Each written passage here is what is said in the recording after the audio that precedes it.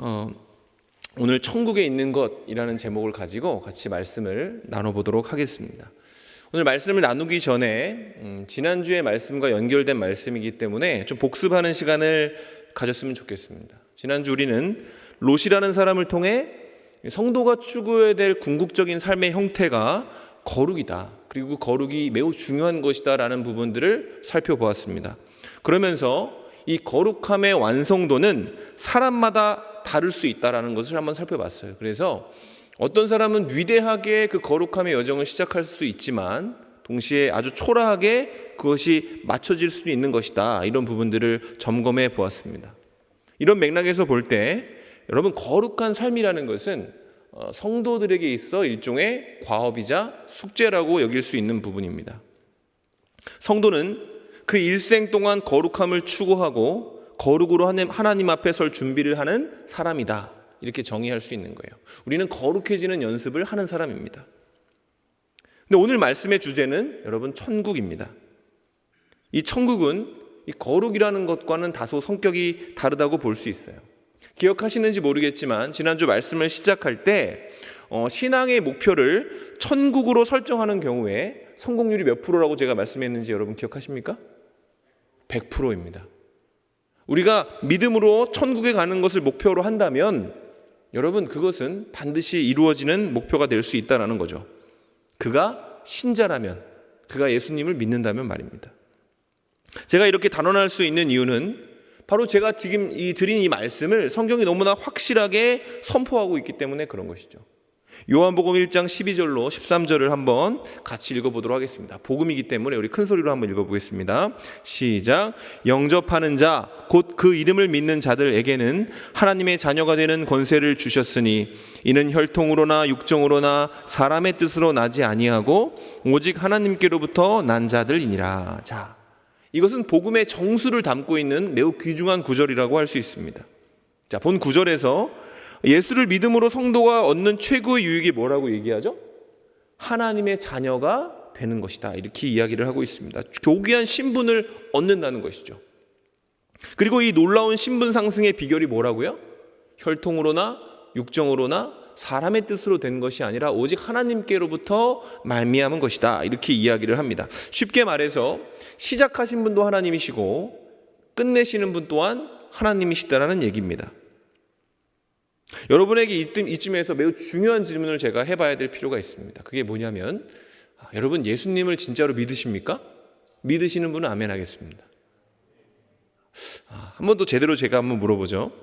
여러분은 예수님을, 나사렛 그 예수 그리스도를 우리의 왕이시고 그가 우리를 위해 이 땅에 오시고 십자가에 달려 돌아가시고 부활하셨으며 다시 우리를 위해 이 땅에 오실 것을 믿으십니까? 만약에 정말로 이 고백을 여러분 마음속에 가지고 있다면 여러분은 신자인 것입니다. 하나님이 보증하신 천국을 소유할 수 있는 자격을 갖춘 사람이라는 거죠.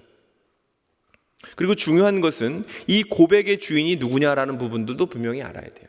여러분이 지금 아멘으로 고백한 이 고백, 이 고귀한 고백의 주인이 여러분 누굴까요? 여러분에게 신앙을 전수한 부모님일까요? 아니면 여러분 자신일까요? 이 신앙 고백의 주인은 성경이 누구라고 얘기하냐면 하나님이라고 이야기를 합니다. 여러분이 알고 여러분이 배워서 그 이야기를 하는 것이 아니라 그 이야기를 한 것이 하나님이 여러분의 입술 가운데, 여러분의 마음 가운데 넣어주셨다라는 거죠. 그런 맥락에서 여러분 신자가 받을 수 있는 최고의 복은 뭐냐면 바로 여러분이 지금 방금 아멘이라고 답한 바로 그 신앙 고백이다, 이렇게 부를 수가 있습니다.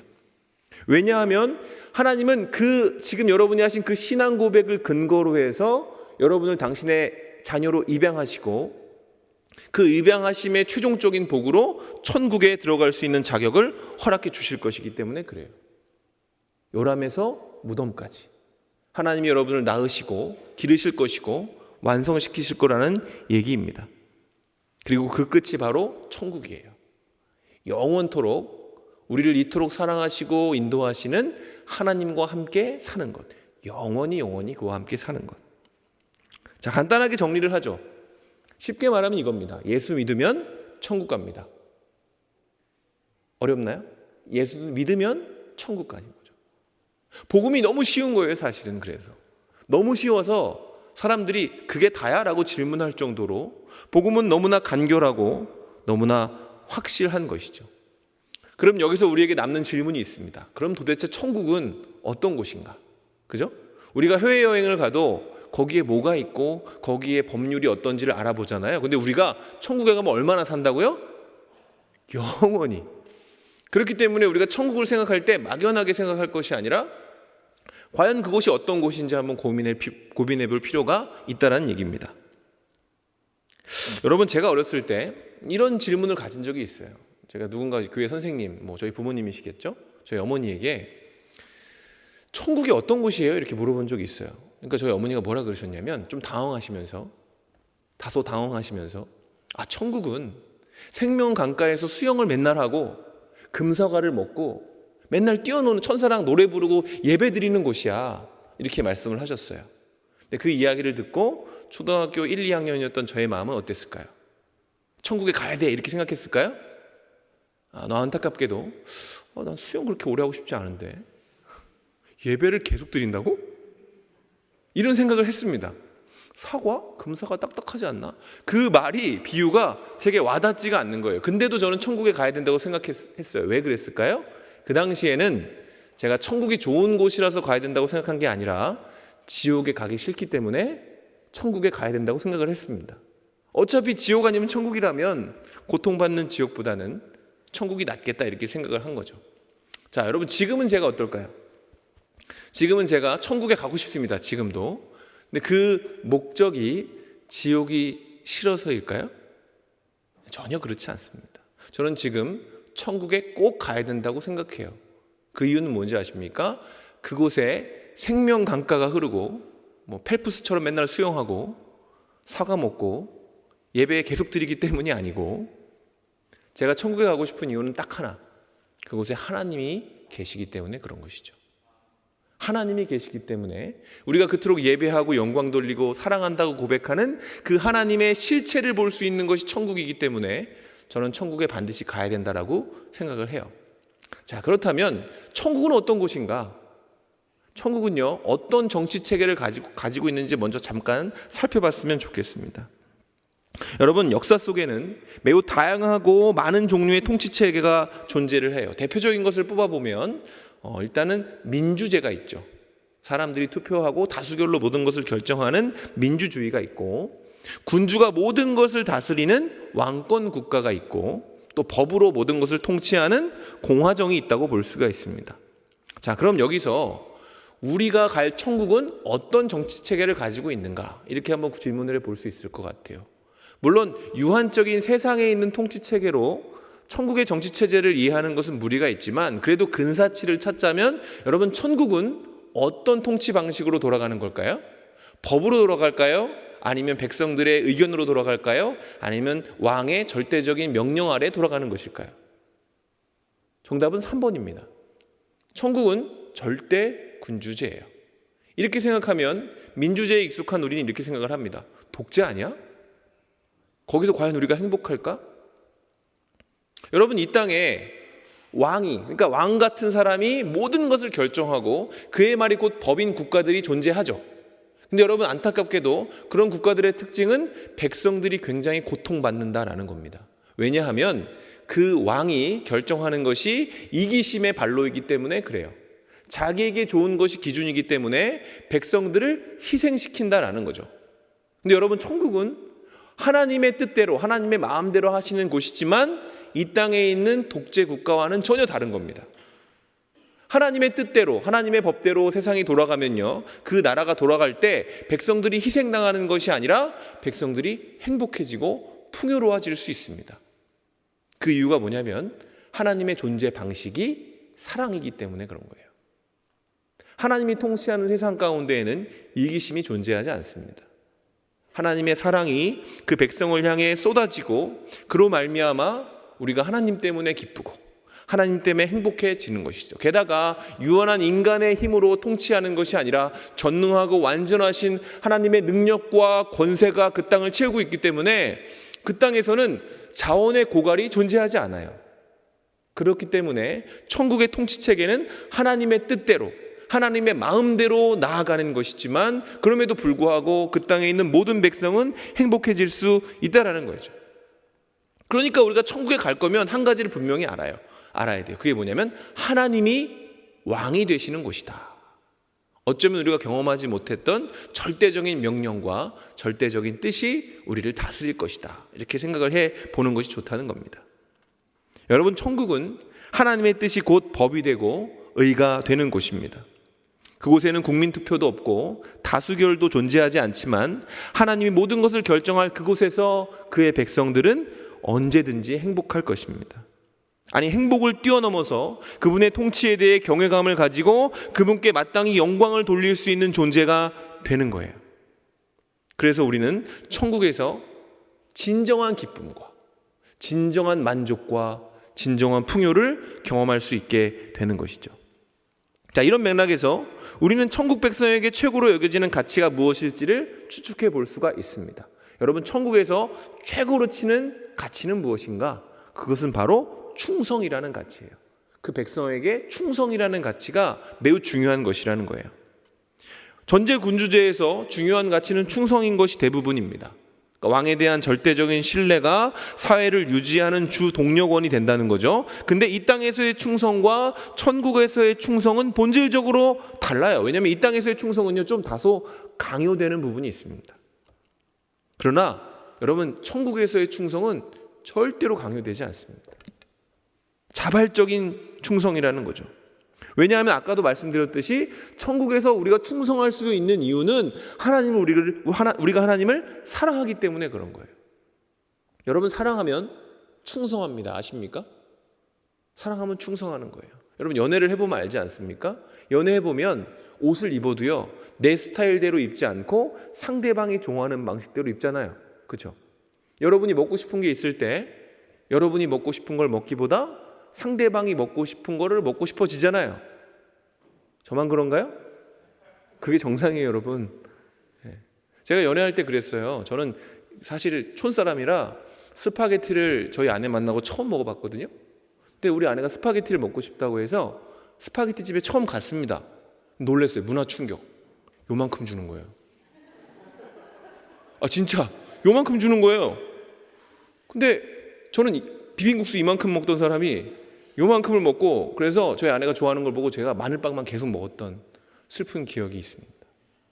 여러분, 그런 겁니다. 제가 특별히 먹고 싶지 않아도, 특별히 그것을 좋아하지 않아도 제가 사랑하는 사람이 먹고 싶다, 하고 싶다 하면 그걸 하고 싶어지는 게 사랑의 원리라는 것이죠. 때문에 여러분, 천국이 하나님을 사랑하는 사람이 가는 곳이라면 그 땅의 백성들이 하나님께 충성하는 것은 너무나 당연한 것이 된다라는 거예요. 그리고 우리는 여기서 성도가 죽음을 통해서만 그분의 나라에 도달하게 되는 원리를 발견하게 됩니다. 왜 그럴까요? 죄로 인해서 오염된 인간의 본성 안에는 궁극적으로 완전한 형태의 충성이 존재할 수 없기 때문에 그렇습니다. 로마서 1장 21절은 우리의 한계에 대해서 이렇게 말씀을 하죠. 하나님을 알되 하나님을 영화롭게도 아니하며 감사하지도 아니하고 오히려 그 생각이 허망하여지며 미련한 마음이 어두워졌나니. 그러니까 여기서 말하는 건 뭐예요? 인간의 본성 안에 뭐가 탑재되어 있는 거죠? 하나님을 무시하는 성향이 탑재되어 있다라는 겁니다. 이것이 우리가 종종 하나님을 잊어버리고 하나님의 뜻을 저버리는 이유입니다. 심지어 하나님을 사랑한다라고 얘기하면서도. 어려서부터 하나님을 배우고 교회에 다녀도 순간순간 하나님을 영화롭게도 아니하고 자기 이기심대로 움직이는 거죠. 그래서 여러분, 성경에 따르면 우리는 본성대로 살잖아요.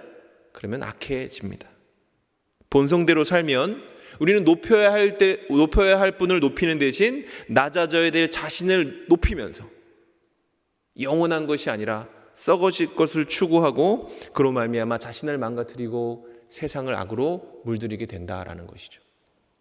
그래서 하나님은 천국에 이르는 길을 딱 한 가지로 설정하신 거예요. 하나님을 사랑하는 것. 하나님을 사랑하려면 먼저 그분의 존재를 인정해야겠죠. 사실 신앙을 갖지 않은 사람들은 이거부터가 어려워요. 하나님을 인정하는 거. 신이 있냐 없냐 여기서부터 시작을 하잖아요. 근데 여러분, 우리는 신이 있냐 없냐 정도가 아니라 그분을 사랑하느냐 사랑하지 않느냐를 가지고 고민하는 사람들이죠. 그래서 우리를 성도라고 하는 것입니다.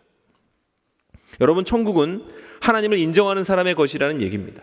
한마디로 하나님을 인정해야 돼요. 하나님이 역사하신다는 것을 믿어야 됩니다. 여러분의 삶 가운데 직접적으로 개입하시는 분이 하나님이시라는 것을 믿어야 된다는 거죠. 여러분은 어떠세요? 하나님을 인정하십니까? 인정하는 사람의 특징이 뭔지 아세요? 하나님이 말씀하시면 아멘 하는 겁니다. 그게 충성이에요. 사람의 말에 충성하라는 게 아닙니다. 하나님이 말씀에 뭐라고 하시면 그 말씀엔 적어도 아멘이라고 할 수 있어야 된다는 거예요. 여러분을 위로하고 높이는 말씀에만 아멘하는 것이 아니라 하나님의 명령 가운데 충성으로 답할 수 있는 사람이 그가 정말로 하나님을 사랑하는 사람이다 라고 얘기할 수가 있다는 거예요. 그래서 전 조심스럽습니다. 여러분이 성경을 아셔야 되거든요. 왜냐하면 성경을 모르면 목사님의 말, 여러분 앞에 있는 리더의 말이 곧 하나님의 말씀이 될 수도 있어요. 매우 위험한 것이죠. 그래서 성도는 하나님의 말씀에 귀 기울이고 그로 말미암아 그 말씀에 순종할 수 있도록, 충성할 수 있도록 자신을 가다듬는 그런 사람이라는 거예요. 그리고 그 충성의 부족함이 아직 우리가 이 땅에 존재하는 이유이죠. 하나님의 말씀에 대한 의문과 부정은 우리 가운데 있을 수 있지만 그것이 우리가 악하다, 신자가 아니다 이런 증거는 아닙니다. 우리가 아직 하나님의 말씀에 대한 의문과 질문이 있다면 그것은요, 우리가 아직 하나님의 은혜를 더 경험해야 되는 존재다. 하나님을 더 많이 체험하고 그분의 은혜 가운데 담금질 되어야 하는 존재라는 증거로 우리가 이해해야 된다는 것이죠. 자, 좀 어려운 부분들을 이제 다 지나갔고 이제 본질적인 얘기를 한번 해보죠. 자, 그러면 하나님의 절대적 통치가 이루어지는 것이 천국이라는 것은 이제 어느 정도 들어서 알고 있으니까 천국이 구체적으로 어떤 풍경인지에 대해서 한번 얘기를 해보죠. 천국에는 뭐가 있을까요? 천국을 가득 채우고 있는 것은 무엇일까? 천국의 풍경은 여러분 오늘 본문에 의하면 약 3가지 정도로 요약할 수가 있습니다. 먼저 천국을 채우고 있는 것 첫 번째는요, 거룩입니다. 우리 말씀 21장 2절을 같이 한번 읽어보도록 하겠습니다. 자, 시작. 또 내가 보매 거룩한 성 새 예루살렘이 하나님께로부터 하늘에서 내려오니 그 준비한 것이 신부가 남편을 위하여 단장한 것 같더라. 자, 방금 읽은 9절에서 하늘에서 내려오는 거룩한 성 예루살렘이 신부의 모습으로 단장되어 있다, 이런 표현이 등장을 합니다. 자, 이게 무슨 말이냐면요, 여러분, 신부의 단장은 목표를 가집니다. 그 목표가 뭐죠? 신랑에게 잘 보이기 위한 거죠. 사랑이 그런 거 아닙니까? 상대방에게 잘 보이기 위해서 화장하고 옷을 입지 않습니까? 그러니까 이 부분에서 거룩한 성 예루살렘 성의 단장이 거룩함으로 되어 있다는 건 무슨 의미냐면 하나님이 예쁘다, 아름답다라고 인정하시는 것이 뭐다? 거룩한 것이다, 이런 것을 의미하는 것이죠. 여러분, 세상에서는 아름다움을 표현하는 여러 가지 단어가 존재합니다. 뭐 귀엽다, 예쁘다, 화려하다, 우아하다, 뭐 심지어 퇴폐미, 이런 얘기까지도 있죠. 여러분 옆에 있는 사람에게 아름답다라는 칭찬 하나씩 해보세요. 뭐 귀여운 사람에겐 귀엽다, 아름다운 사람에게 아름답다. 해보겠습니다. 시작. 머뭇거리는 거 보세요. 찾을 수가 없는 거죠. 세상에는 여러 가지 아름다움에 대해서 이야기를 합니다. 그것이 각자의 매력을 가지고 있다고 생각을 하지만 여러분, 천국에서는 뭐가 아름답다고 얘기하는지 아세요? 거룩한 것을 아름답다라고 얘기하는 겁니다. 오늘날 이 땅의 사람들이 그렇잖아요. 아름다운 것을 추구하잖아요. 좀 더 아름다워지기 위해서 노력하지 않습니까? 그것처럼 천국에서는 거룩함을 추구한다는 거예요. 쉽게 말하면 천국에서는 거룩함이 대세고 유행입니다. 더 거룩해지기 위해서, 더 거룩한 사람, 존재가 되기 위해서 사람들이 관심을 갖고 그것을 위해 헌신하는 곳이 바로 천국의 풍경이라는 것이죠. 여러분, 요한계시록에 보면 이 거룩한 성 예루살렘과 대조되는 다른 성 하나가 등장을 하는데요, 그게 뭐냐면 바벨론이라고 부르는 성입니다. 우리 말씀을 한번 볼까요? 계시록 18장 2절로부터 3절입니다. 힘찬 음성으로 외쳐 이르되 무너졌도다 무너졌도다 큰 성 바벨론이여, 귀신의 처소와 각종 더러운 영이 모이는 곳과 각종 더럽고 가증한 새들이 모이는 곳이 되었도다. 그 음행의 진노의 포도주로 말미암아 만국이 무너졌으며 또 땅의 왕들이 그와 더불어 음행하였으며 땅의 상인들도 그의 사치의 세력으로 치부하였도다 하더라. 자, 이게 무슨 뜻이냐면, 자, 천국을 상징하는 예루살렘은 거룩한 성이지만 이 땅을 상징하는 바벨론은 어떤 성이죠? 큰 성입니다. 이 두 성의 차이는 두 성의 거민이 추구하는 아름다움의 차이이기도 한 거죠. 그러니까 예루살렘 성에 사는 사람들은 거룩한 것을 추구하지만 바벨론에 사는 사람들은 뭘 추구하는 거예요? 거대한 것을 추구한다는 겁니다. 다시 말해 눈에 보이는 것을 추구한다는 겁니다. 바벨론은 더러운 영과 귀신의 집합소이며 음행과 사치가 넘쳐나는 곳이래요. 왜 그렇게 되었을까요? 그리스도의 신부가 아니라 세상의 신부로 자신을 단장하는 사람들이 사는 곳이기 때문에 그렇습니다. 바벨론의 신부는 바벨론이 좋아하는 것으로 자신을 치장하고 살아가는 거예요, 그냥. 그러다 보니까 점점 커지긴 하는 것이죠. 점점 거대해지고 허장성세를 부리지만 그 안에는 뭐가 있는 거예요? 가증한 것들이 가득하다라는 겁니다. 겉으로는 보기에는 웅장하고 화려해 보이지만 그 속엔 썩어질 것들로 가득하다. 지난주에 살펴본 롯이 거했던 소돔과 고모라 성이 딱 그랬잖아요. 하나님을 망각한 롯이 보기에, 하나님을 인정하지 않은 롯이 보기에 소돔과 고모라는 매우 좋은 성 같았습니다. 애굽과도 같았고 여호와의 동산처럼 보이기도 했어요. 그러나 어떻습니까? 그 성의 실상은 탐욕과 음행으로 가득 찬 악한 성읍이었다는 거예요. 자, 그래서 우리는 스스로를 여기서 점검해 볼 수 있죠. 자, 우리는 무엇을 아름답다라고 생각을 하며 살아갑니까? 여러분, 아름다움은 남녀노소 가리지 않고 추구하는 거예요. 멋. 우리는 뭐가 멋있다고 생각을 하죠? 그 추구하는 것이, 그 궁극적인 그 추구점이 내가 바벨론에 어울리는 사람으로 살고 있는지 아니면 예루살렘 성에 어울리는 존재로 만들어지고 있는지를 분별하는 것입니다. 여러분, 천국은요, 거룩함으로 가득 찬 곳입니다. 때문에 거룩함을 갈망하고 추구하는 사람에게 천국은 진짜 멋이 있는 곳이지만 정욕과 탐심을 기반으로 두고 살아가는 사람에게 천국처럼 지루하고 재미없고 그냥 그저 그런 곳도 없는 거예요.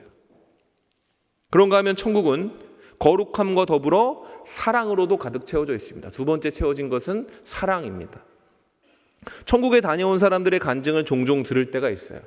그들의 경험에 대해서 제가 일희일비 판단할 수는 없지만 그들의 간증을 가만히 들어보면 대다수가 물질적인 아름다움으로 그것들에 대해 묘사하는 것을 발견하게 됩니다. 예전에 천국에 대한 설교도 들어보면 그런 간증이 있잖아요. 보석이 가득하다 이런 것들이요. 아마 천국의 아름다움을 표현하다 보니까 그 표현력의 한계 때문에 전 그렇다고 생각을 합니다. 요한도 그렇게 천국을 표현했어요. 오늘 21장에 이어지는 9절에서 18절부터를 보면 천국을 요한이 어떻게 표현을 하냐면 벽이 금입니다. 바닥에 12가지의 보석, 12이라는 것은 성경에서 완전수를 의미하거든요. 온갖 보석들이 바닥에 깔려있다, 이런 식으로 표현을 합니다. 근데 여러분, 이걸 가만히 한번 생각을 해보세요. 천국이 벽이 금이고 길이 보석이면, 뒤집어 얘기하면 금하고 보석이 어떻다는 뜻이죠? 천국에서는요, 금이 시멘트고 보석이 아스팔트인 겁니다. 무엇을 의미하느냐? 이 땅에서 사람들은요, 보석을 갖기를 원하잖아요. 그죠? 반짝이고 고귀한 것을 자기의 소유로 삼고 싶어 하잖아요. 근데 천국에서는 그렇지 않다는 거예요. 이 땅에서 중요하게 여기는 것이 그 땅에서는 그리 중요하지 않은 것이라는 상징입니다. 생각을 해보세요. 제가 여러분, 어느 날 갑자기 시멘트를 막 뜯어가지고 목에 걸고 다닌다고 생각해보세요. 여러분, 멋있다 이렇게 할 것 같아요? 병원에 가겠죠. 저는 병원에 끌려가겠죠. 다 그렇잖아요. 길에 널려있는 것을 가지고, 흔한 것을 가지고, 희소성이 사라진 것을 가지고 우리가 그것을 보석이라 부르지 않는 것처럼 여러분, 천국에서 또한 우리가 지금 여기서 귀중하다고 여기는 것들은 그리 중요하지 않은 것이 된다는 얘기입니다. 그러면 천국에서는 뭐가 진짜 보물 같은가? 여러분, 성경은 그것을 뭐라고 얘기하냐면, 천국에서 진짜 보물처럼 여겨지는 게 뭐라고 얘기하냐면 관계다 이렇게 이야기를 합니다. 3절을 같이 한번 읽어보겠습니다. 자, 시작. 내가 들으니 보좌에서 큰 음성이 나서 이르되 보라, 하나님의 장막이 사람들과 함께 있음에 하나님이 그들과 함께 계시리니 그들은 하나님의 백성이 되고 하나님은 친히 그들과 함께 계셔서. 자, 오늘 본문 이 구절을 보면 3번 반복되어 등장하는 단어가 있죠. 그게 뭐냐면 함께라는 단어입니다. 함께. 이 단어는 천국에서 하나님과 우리의 거리 감각에 대해서 이야기를 하는 거예요. 여러분, 천국은 하나님이 우리와 함께하는 곳입니다. 지금하고 비교할 수 없게 함께하시는 곳. 우리와 함께하시는 하나님이 세상에서 보물이라 여기는 것이 하찮게 여겨질 정도로 우리에게 만족과 기쁨을 주신다는 것이죠. 하나님이 우리를 외롭게 하지 않으시고 힘들게 하지 않으시고 곤란하게 만들지 않으신다는 겁니다. 하나님이 우리와 함께 계시기 때문에, 정확히 말하면 그럴 틈이 없다라는 뜻이에요. 하나님의 전능하신 능력이 당신의 자녀된 우리를 기쁘고 만족스럽고 풍요롭게 해주실 것이기 때문에 그래요. 그러니까 천국에 가면요, 모든 것이 완벽한 겁니다. 하나님이 함께 하시기 때문에, 하나님의 전능하신 능력이 우리를 위해 사용되어지는 것입니다. 매일매일이 감탄, 매일매일이 축제일지도 모르죠. 천국은 하나님과 늘 함께 있는 곳입니다. 하나님이 늘 여러분과 함께 하신다. 자, 이것이 여러분에게 축복으로 여겨지시나요? 하나님이 언제나 여러분과 같이 계신다. 이 땅에서 우리는 가끔 그게 부담스러울 때가 있잖아요. 죄 지을 때가 있으니까. 하나님이 지금도 여러분을 지켜보고 계신다. 근데 여러분, 천국에서는 그게 없다는 것이죠. 하나님이 우리를 완벽하게 죄로부터 자유롭게 하시고 그분과의 교제가 가능하도록 만드시기 때문에 우리는 그곳에서 하나님의 깊은 사랑을 경험하게 될 겁니다. 이 땅에서 간접적으로 하나님은 그것을 우리에게 가르쳐주고 계신 것이죠. 여러분, 여러분이 방황하고 하나님을 부인하고 하나님으로부터 떠나갔을 때 누가 여러분을 다시 불러서 이 자리에 앉혀 놓았습니까? 하나님이 우리를 위해 포기하신 것은 뭐죠? 우리의 어떠함과 상관없이 우리를 작정하시기로 하신 분이 하나님이시라는 것을 여러분 알고 계시잖아요. 여러분, 하나님은 이미 우리를 향한 당신의 마음을 다 표현하셨어요. 여러분이 어떻게 해도 하나님의 사랑을 끊을 수가 없습니다. 여러분을 향한. 근데 이 땅을 사는 성도의 사명은 뭔지 아세요? 그래서 천국 갈 성도의 사명이 뭔지 아십니까? 그 사랑에 대해 응답하는 사람이 되는 겁니다. 여러분, 세상에서 사랑으로 관련해서 가장 친밀한 관계를 부부라고 하죠. 근데 부부는요, 동사무소에 가서 도장 찍는다고 부부가 됩니까? 그렇지 않아요. 진짜 부부가 되는 건요, 서로가 서로를 위해 애쓰고 서로를 바라볼 때입니다. 서류상의 부부가 아니라 진짜 사랑하고 아끼고 서로를 생각하고 그리워하는 존재가 부부라는 것이죠. 앞서 말씀드렸잖아요. 하나님은 이미 다 하신다니까요, 우리한테. 근데 우리는 조금 나쁜 신부일 수도 있죠. 조금 한눈을 파는 신부일 수도 있습니다. 그러나 성도는 어떤지 아십니까?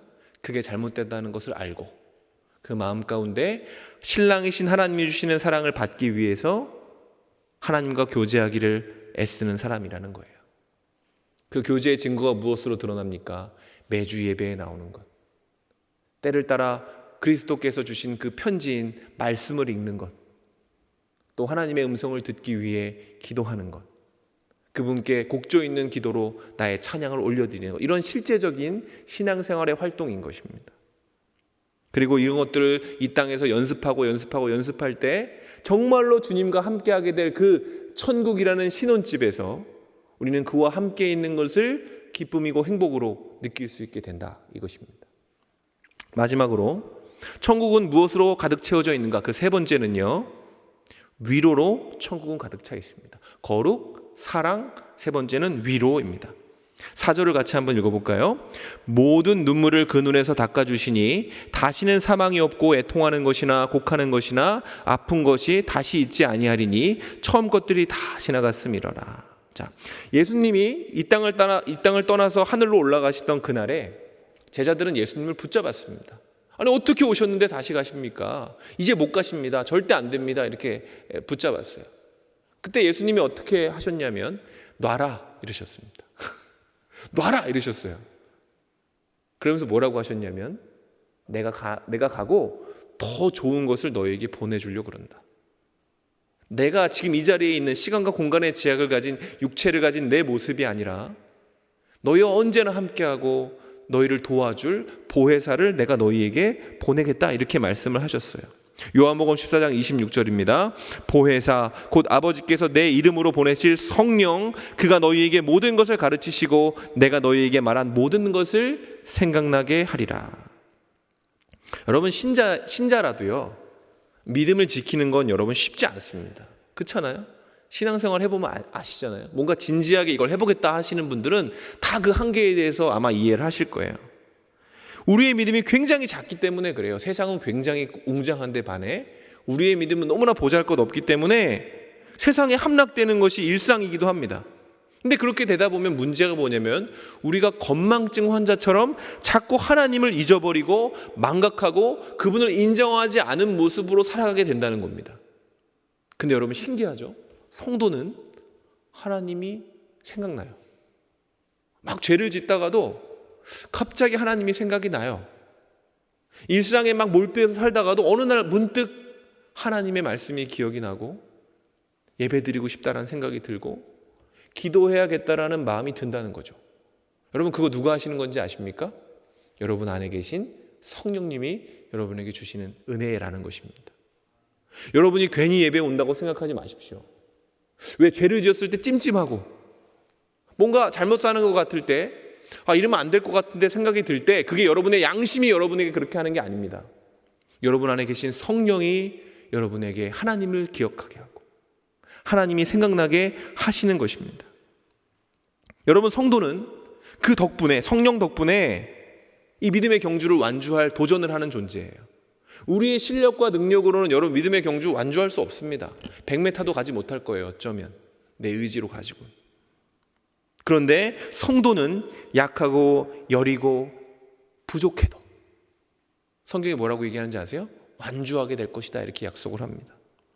그래서 바울은 고린도 교회 그 엉망진창으로 헝클어진 교회가 하나님을 망각하고 표류할 때 그들에게 필요한 하나님에 대해서 이렇게 말씀을 했습니다. 고린도후서 1장 4절입니다. 읽어보겠습니다. 자, 시작. 우리의 모든 환난 중에서 우리를 위로하사 우리로 하여금 하나님께 받는 위로로서 모든 환난 중에 있는 자들을 능히 위로하게 하시는 이시로다. 여러분 믿음은 경주죠. 신앙생활이 쉽냐 물어보면 저는 그렇게 생각합니다. 하기에 따라 다르죠. 대충 하면 그다지 어려운 게 아닙니다. 진짜로 해보고자 하면 정말 어려운 것이 신앙생활이죠. 진짜로 하나님을 사랑하려고 하면 고되고 어렵고 포기하고 싶을 때가 수없이 많습니다. 근데 여러분에게 드릴 수 있는 좋은 소식과 안 좋은 소식이 한 가지가 있는데 첫 번째 소식은 뭐냐? 안 좋은 소식부터 전하면 앞으로도 여러분 되게 힘들 거라는 겁니다. 점점 더 힘들어질 거예요. 분위기를 보면 그렇습니다. 근데 그 안 좋은 소식을 덮을 희소식을 여러분에게 알려드리면 성령이 여러분과 함께 하실 거라는 얘기입니다. 여러분 마라톤 선수가 레이스를 하다가 중간마다 물을 공급받아서 뛸 수 있듯이 신자의 삶 가운데에서도 때를 따라 돕는 성령님이 위로가 임한다고 성경은 이야기를 합니다. 이 험난한 믿음의 경주에 성령이 우리의 페이스메이커가 되어주심으로 말미암아 우리 같은 트러블 메이커가 세상 가운데 피스메이커로 존재할 수 있게 해주신다는 거예요. 우리의 존재로서는 우리가 좋은 것을 만들어낼 수 없지만 하나님이 우리의 페이스메이커가 되어주심으로 말미암아서 성령이 우리와 함께 해주심으로 말미암아 우리가 분쟁하고 문제를 만드는 존재가 아니라 평화를 선포하고 복음을 만들어내는 사람이 될 수 있다는 것이죠. 여러분 우리에게 주어진 삶을 우리는 살아가게 될 겁니다. 하나님의 인도하심에 따라. 그렇게 믿음의 경주를 완주했을 때 성도는 경주를 마친 마라토너가 위로 칭찬 격려의 세례 가운데 놓여지듯이 그 또한 천국에서 하나님의 위로와 칭찬 격려로 충만해질 것이고 경주를 완주했다는 영광을 가슴에 품고 사망도 애통도 아픔도 없는 그곳에서 하나님과 영원토록 그분의 완전한 위로를 경험하면서 거할 수 있게 된다는 말이죠. 말씀을 마무리하겠습니다. 제가 예전에 한 목사님의 설교를 들었던 적이 있는데 그 목사님이 이렇게 말씀하셨어요. 천국과 지옥에 간 사람에게는 공통점이 있다. 그게 뭔지 아세요? 두 부류 다 자기가 왜 거기 있는지 알지 못한다, 이거예요. 지옥에 있는 사람은 내가 왜 지옥이야 이렇게 해서 반문하고, 천국에 간 사람은 내가 왜 천국이지? 라고 고민한다는 겁니다. 그런데 반응은 다르죠. 지옥에 도달한 사람은 내가 왜 지옥이야 하면서 하나님을 향해 더 삿대질하고 더 분노를 쏟아내는 반면, 천국에 도달한 사람은 내가 어떻게 천국에 왔지라고 하면서 눈물 흘린다고 합니다. 저는 그 목사님의 비유를 들으면서 진짜 맞겠다 이런 생각을 했어요. 여러분, 앞서 이야기했듯이 여러분, 성도가 천국에 도달할 확률은 100%예요. 그의 마음에 정말로 예수 그리스도를 주라 고백하는 믿음이 있다면 그는 자신의 실력이 아니라 하나님의 능력으로 천국에 들어가게 될 것입니다. 근데 여러분, 그걸 우리가 알 수는 없다는 게 중요한 부분이에요. 우리가 누가 천국 갈지 누가 지옥 갈지 정할 수 없어요. 왜? 하나님의 은혜로 그것에 도달하는 것이기 때문에 그렇습니다. 우리의 능력이 아니기 때문에. 그 100%는 오직 하나님이 이끄시기 때문에 가능한 확률이기 때문에. 그래서 한 가지 확실한 것이 있죠. 천국에 들어가는 사람은 결코 교만한 사람이 아닙니다. 천국에 들어가는 사람은 내가 아니라 오직 하나님께만 영광을 올리는 사람이 되는 것이죠. 천국에서 우리는 분명하게 깨닫게 될 겁니다. 내가 왜 여기에 와 있지? 내 삶에 하나님께 드릴 것은 하나도 없었고, 내게 주신 그 수많은 달란트 또한 내가 하나님이 원하시는 방향대로 쓴 적이 없는데, 근데 하나님은 나를 이곳에 세우시고 나로 하여금 그분의 영광을 보게 하시며 그분의 거룩하심과 그분의 사랑과 그분의 위로의 소나기를 맞게 하신다. 그것을 경험하게 될 때 천국에 도달한 사람이 할 수 있는 건 딱 하나죠. 영광을 올려드리는 것입니다. 계시록에 그러잖아요. 그 장로들이 자신의 면류관을 어린 양의 보좌에 던지며 영광을 올린다 하잖아요. 그게 무슨 뜻이냐면, 세상 가운데 수많은 업적과 공로를 가진 그 장로들이 자기의 공로인 면류관을 아무것도 아니라는 듯이 예수 그리스도의 보좌 앞에 던지면서 오직 영광 받으실 분은 보좌에 앉으신 어린 양밖에 없다, 이렇게 찬양한다는 겁니다. 단순히 장로들만 그렇게 찬양하는 것이 아니라 천국에 도달한 모든 사람들이 그렇게 찬양하게 된다는 것이죠. 그래서 여러분, 천국은 하나님을 사랑하는 사람이 가는 곳입니다. 하나님을 인정하는 분이 가는 곳입니다. 죄인이라도, 역량이 없는 사람이라 할지라도 하나님을 알고 사랑하고 인정하고 그분의 사랑과 은혜를 깊이 경험한 사람은 천국에 도달할 것이며, 그 천국에서 물이 바다를 덮음같이 여호와의 영광을 인정하는 것이 너무나 당연하게 여겨지게 돼요. 그래서 하나님이 좋은 분이고 하나님이 내 삶을 구원하셨다라고 고백하며 나를 구원하신 그분을 더 뜨겁게 많이 사랑하는 존재가 된다는 것입니다. 그런 사람이 저 여러분이 될 것을 믿습니다. 아멘. 그렇게 되시기를 간절히 바라면서 우리 말씀 6절과 7절을 같이 읽고 우리 찬양하겠습니다. 6절과 7절 우리 큰 소리로 같이 읽겠습니다. 시작. 또 내게 말씀하시되 이루었도다. 나는 알파와 오메가요 처음과 마지막이라. 내가 생명수 샘물을 목마른 자에게 값없이 주리니 이기는 자는 상속으로 받으리라. 나는 그의 하나님이 되고 그는 내 아들이 되리라. 아멘.